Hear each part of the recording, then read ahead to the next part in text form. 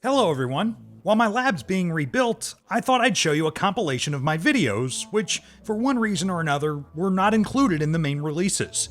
Some of them, by the way, were filmed in the burned down lab, so you may get a little dose of nostalgia.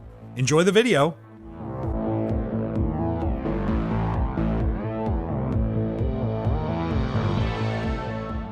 And just like in my experiments, where every step brings us closer to unraveling the mysteries of nature, modern telescopes are bringing us closer to answers about the existence of life on other planets. If you're interested in learning more about this, let me show you something. I recently watched an incredible documentary called Planet Hunting with the James Webb Space Telescope on Magellan TV. This film takes a deep dive into the study of over 5,000 planets orbiting distant stars, revealing which ones might be capable of supporting life. It showcases how artificial intelligence and the latest infrared detectors are helping to uncover the deepest secrets of the universe right from its very beginning. Magellan TV is a platform where you can find documentaries to suit any taste, from scientific discoveries to captivating historical dramas. And the best part? No ads. And the content library is constantly being updated with new 4K films.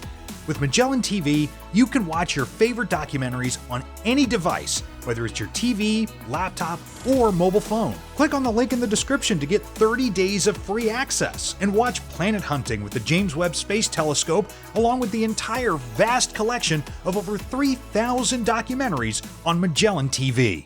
My first unreleased video was related to nickel plating, not a galvanic one, which later helped me plate steel items with gold, but a chemical nickel plating. The idea for this video came to me after watching a YouTube video where the guys from the car repair shop coated car rims with a beautiful and even layer of nickel. And I decided to repeat this experiment with these pieces of Lego, made, as far as I understood, of ABS plastic. First of all, I had to activate the surface of these plastic pieces in some way, as they were too hard to wet with water in normal conditions, which meant that the metal wouldn't adhere to them as well. To do that, I first soaked them in pure ethanol, then treated their surface in a rather aggressive environment to make them as hydrophilic as possible. So I prepared a solution of 50% sulfuric acid and 15 grams of potassium permanganate, or to put it simply, manganese.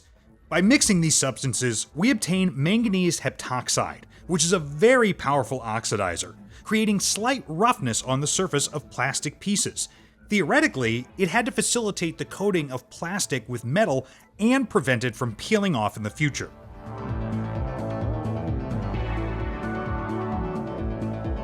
An alternative to this method is the treatment of plastic in a mixture of sulfuric acid with potassium dichromate, but this mixture is highly carcinogenic and toxic. So it should be substituted with safer mixtures. The already prepared pieces were rinsed in distilled water, after which I could try to coat them with nickel. I needed to prepare 3 more solutions, the first of which was a solution of palladium chloride in hydrochloric acid. I bought a gram of pretty expensive palladium chloride, which now costs about €100 per gram, in China specifically for this experiment. Let's start preparing the first solution by measuring out 0.2 grams of palladium chloride into a beaker, pouring it with 20% hydrochloric acid, and then heating the mixture. This converts the palladium chloride to a more water-soluble form, resulting in this brownish-colored solution. But the concentration is still too high, so I dilute this expensive solution several times with distilled water, thus obtaining metallization solution number 2.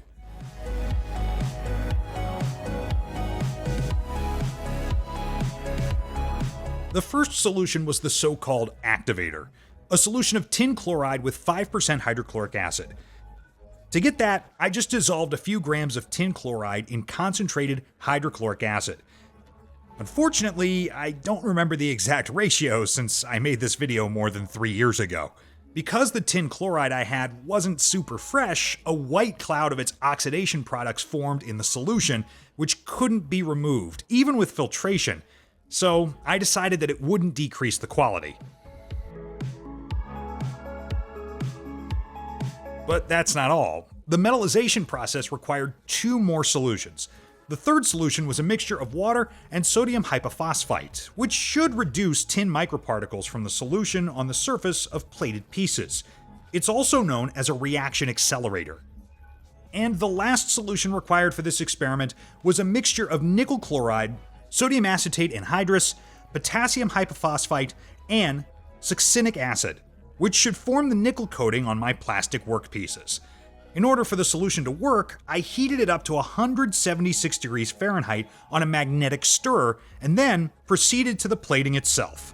For the test, I decided to nickel plate an ordinary plastic spoon, also treated in the solution of manganese heptoxide. To apply the nickel layer, I successively dipped the activated spoon into all the solutions and kept it in each one for a minute. Then, I proceeded to the final stage, immersion in a hot solution of nickel salts. A thin layer of metallic nickel, reduced from the solution, should accumulate on the workpiece within a minute, but this did not happen for some reason. I tried changing the order of the first and second solutions, but the result was still the same. The nickel plating of plastic Lego pieces failed as well. In this experiment, the color of the solution is different, because I was experimenting with different compositions of solutions for nickel plating, but in the end, I failed. Apparently, I did something wrong, or the Lego ABS plastic itself is not suitable for plating. The Chinese palladium chloride could be diluted or of low quality.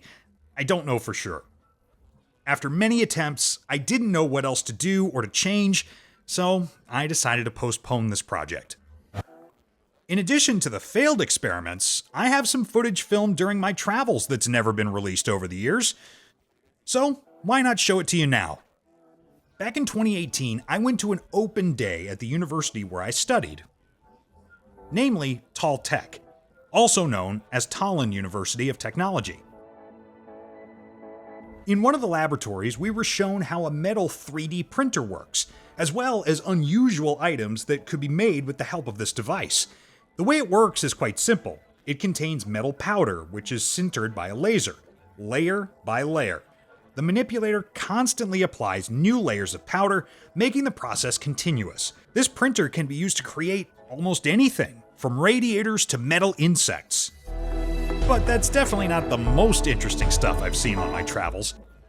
For example, while filming part of the material for the video on biofuels in England, I saw a very unusual mercury arc rectifier in the Kempton Steam Museum. This device, invented more than 120 years ago, easily turns alternating current into direct current using a mercury pool and graphite electrodes. The pressure inside this glass flask is low, so applying current to mercury, which serves as a cathode, and graphic electrodes as anodes, we can easily initiate a mercury vapor arc. Since mercury is liquid, its surface is constantly refreshing and doesn't burn out like a solid cathode. In addition, because the mercury easily emits electrons, and the graphite anodes hardly emit any, the current in this system flows only in one direction, from mercury to graphite, thus converting the alternating current into a direct current, and illuminating everything around with a mysterious glow from the mercury plasma. Some of these rectifiers were in use for decades before the invention of more reliable and safer solid-state semiconductors based on crystals of selenium, germanium, and silicon. Since I've already mentioned crystals, I'd like to note that many of them proved to be pretty interesting. For example, while visiting Japan, I came across a museum of different minerals in one of the stores. Each of them could be bought, so I bought an unusual mineral called gilexite, also known as TV rock. Due to the fibrous structure of the rock, light passes through it as if it was an optical fiber, and the well-polished mineral transmits the light almost without any distortion. In other words, if you put a picture under the mineral, the image will appear on its upper side, giving the impression that the mineral has no thickness. I don't know how well you can see this effect on camera, but even touching the back of the mineral with my hand, I got the impression that it was only a millimeter thick. But in fact, it was 2 to 3 centimeters thick. Besides buying interesting minerals, I visited other interesting museums in Japan. For example, I enjoyed the room dedicated to different substances at Nagoya City Science Museum. There was a huge periodic table of elements with examples of applications for each metal or nonmetal. One robotic stand demonstrated how well a steel ball bounces off different metals. Actually, I liked the stand itself more than the effect it demonstrated.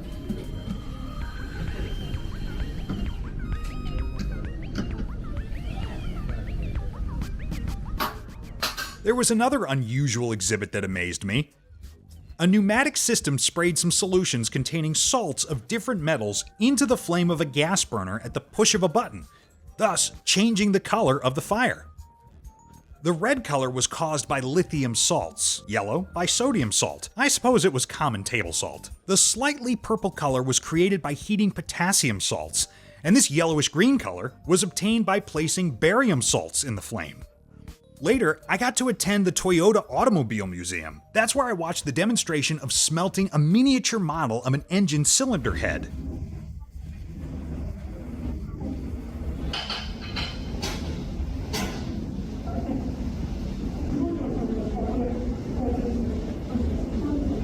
I also found out how connecting rods for internal combustion engines are stamped in factories nowadays.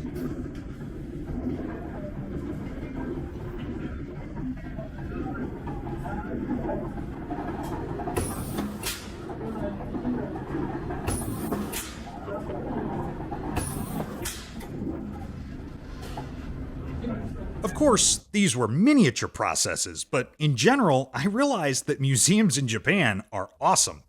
By the way, as you may know, I'm fond of collecting various metals. For example, the lanthanides, which are located a bit apart from all the elements on the periodic table of elements. One of them is a specific metal called gadolinium that stands out from the rest because of its unusual magnetic properties.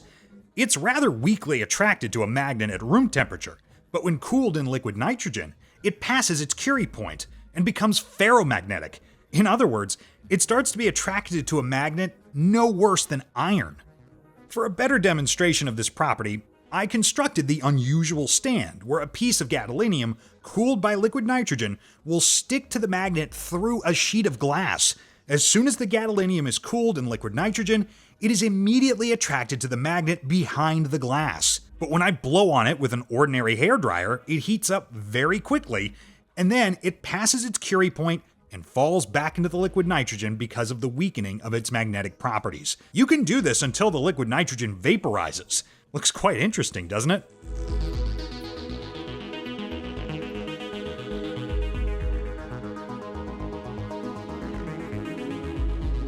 Moreover, a piece of gadolinium placed in a magnetic field slightly heats up, and when removed from the magnet, it cools down. This property can be applied to create a real magnetic refrigerator. In an alternating magnetic field, gadolinium can serve as a cooling element, but obviously, it requires proper heat dissipation. Speaking of cooling, I've already filmed several interesting low-temperature experiments for some of my videos.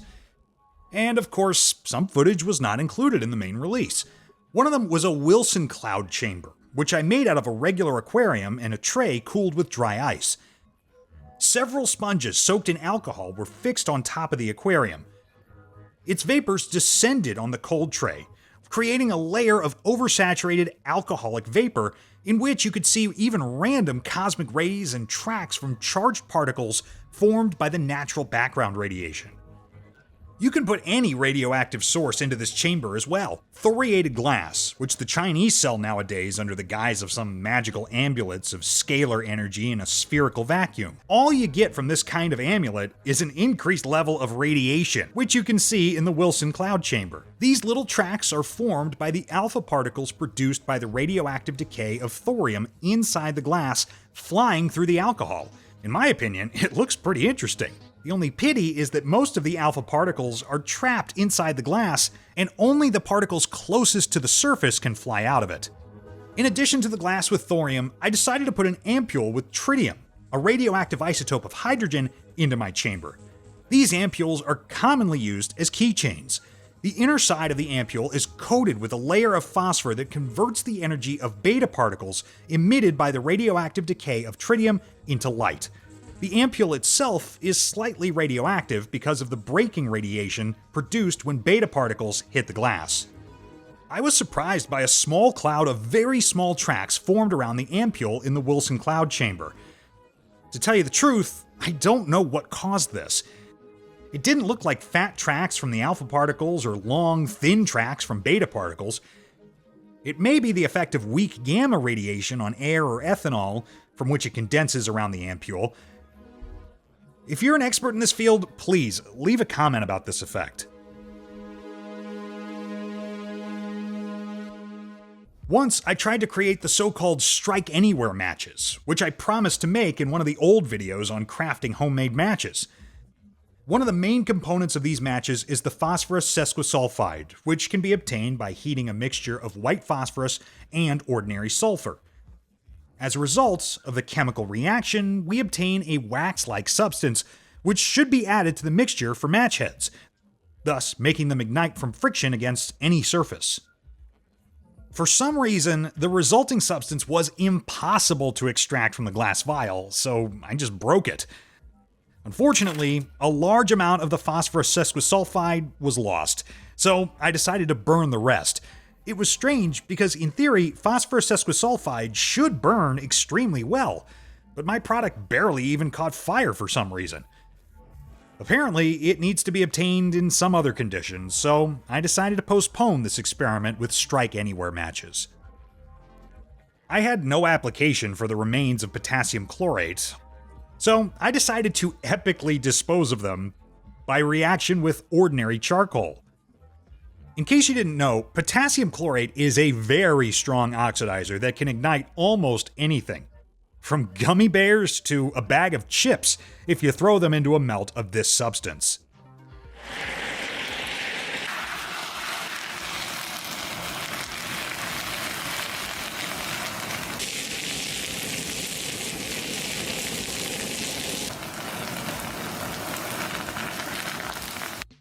I bought 15 kilograms of charcoal for my large-scale experiment and poured them into this makeshift container.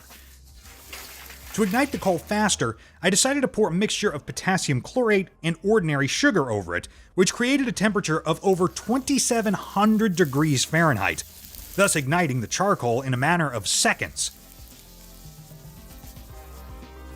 As soon as the coals became noticeably hot, I just put a bucket of potassium chlorate into the fire. The high heat immediately melted the plastic bucket, causing its contents to fall onto the burning coals, resulting in an unusually violent reaction.